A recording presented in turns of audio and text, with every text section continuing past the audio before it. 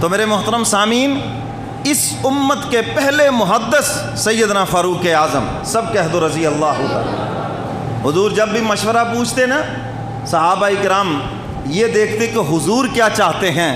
ایک عمر تھے جو یہ دیکھتے تھے خدا کیا چاہتا ہے، اللہ کی منشا کیا ہے، اللہ کس میں راضی ہے، وہ رائے دیتے۔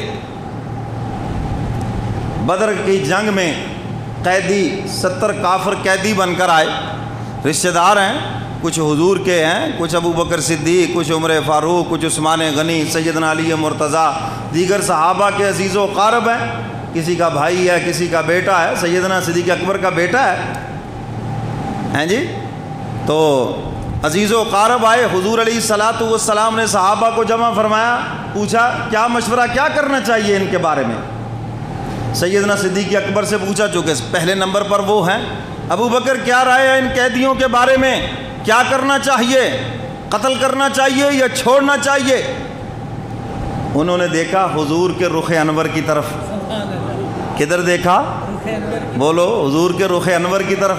آپ تو سراپا رحمت ہیں، آپ تو رحمت للعالمین ہیں، آپ تو معاف کرنا چاہتے ہیں، اپنی کوئی رائے نہیں دی، بس حضور کی طرف دیکھا اور عرض کیا اللہ کے محبوب میرا مشورہ یہ ہے کہ ان سے فدیہ لے کر قیدی چھوڑ دیے جائیں۔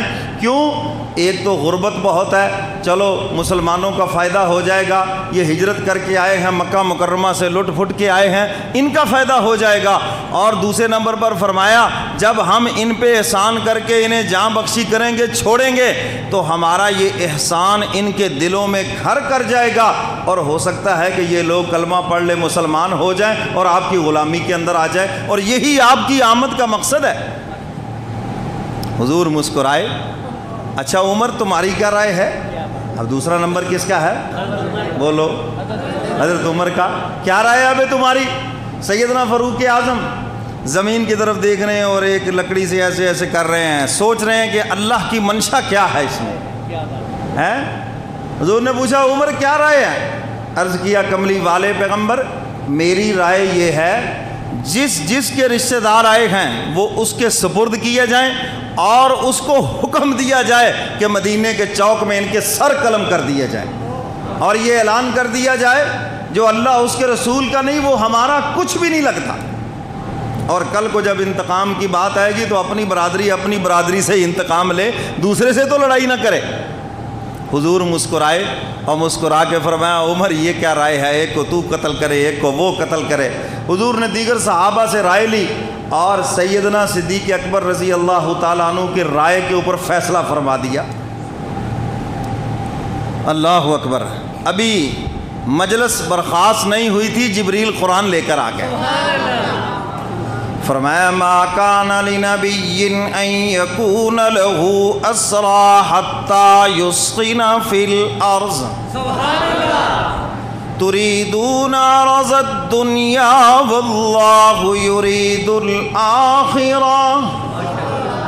حق تعالیٰ فرماتے ہیں میرے محبوب ہمیں آپ کا یہ فیصلہ کچھ موزوں نہیں نظر آیا۔ یہ جو اسلام کے ازلی دشمن ہیں، جنہوں نے اسلام کے بچوں کو یتیم بنایا، جنہوں نے بچیوں کے سروں سے چادریں نوچی ہیں، جنہوں نے بلال اور خبیب کو تپتی ہوئی ریت پہ لٹایا ہے، اسلام کے یہ ازلی دشمن آج اگر قیدی بن کر آئے ہیں، ان کے خون سے دھرتی کا سینہ رنگین ہونا چاہیے تھا۔ فرمایا جو بات فرش پر تیرے عمر کو پسند ہے وہی بات عرش پر تیرے رب کو بھی پسند ہے، لیکن چونکہ اب تمہارا مشورہ اور فیصلہ ہو چکا ہے، ہم نے خیر اسی میں ڈال دی ہے۔ اس میں کئی سارے مسائل ہمارے سامنے آ گئے۔ جب آپ کوئی مشورہ کر لیں، فیصلہ کر لیں، بس پھر مشورے پہ مشورہ نہ کریں، تبصرے پہ تبصرہ، پھر وہ آگے فساد کا دروازہ نہ کھولے۔ صاحب رائے جب مشورہ دے دیں اور آپ فیصلہ کر لیں، بس پھر اسی کے اوپر ہی دعا کریں، اللہ اسی میں خیر ڈال دیں گے۔ اور حضور نے فرمایا اگر آج اللہ کا عذاب آتا تو سوائے عمر کے کوئی نہ بچتا، چونکہ ہم نے مشورہ کر لیا تھا، اللہ کا حکم پورا کر دیا تھا، اس لیے اللہ نے خیر اسی میں ڈال دی ہے۔ سمجھ گئے بات کہ نہیں؟ تو فاروق اعظم کی رائے وحی آسمانی کے ساتھ مل گئی۔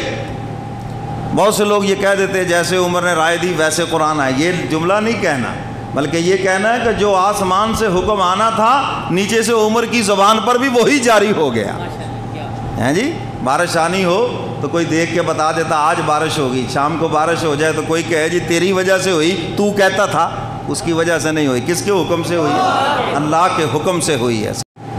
تو سیدنا فاروق اعظم کی رائے عرش بری سے قرآن بن کر اتری۔